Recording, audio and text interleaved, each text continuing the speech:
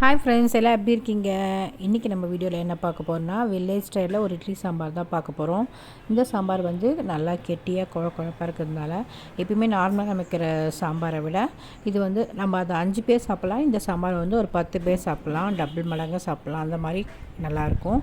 So அதுக்கு வந்து நம்ம ஒரு 100 கிராம் கடலைப்பருப்பு, 100 கிராம் துவரம்பருப்பு, இது ரெண்டுமே கழுவி நம்ம வேக வச்சுக்கலாம்.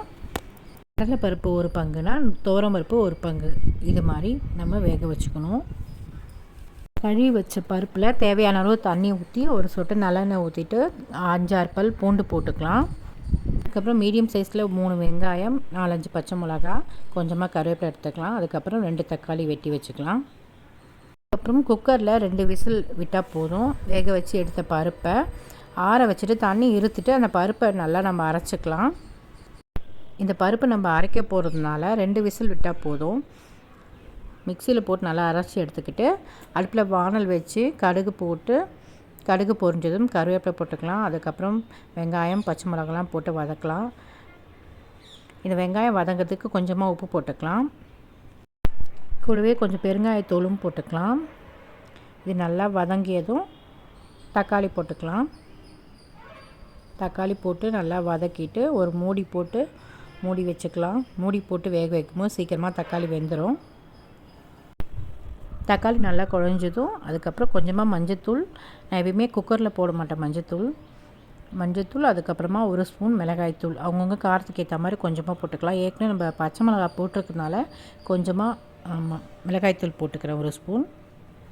மஞ்சத்தூள் பார்த்திங்கன்னா அதிகமாக போடுற மாதிரி இருக்கும். இது வீட்டிலேயே அரைச்ச மஞ்சத்தூள்னால அது வந்து கலர் கொடுக்கு, அதனால் கொஞ்சம் நிறைய போட்டுக்குவேன்.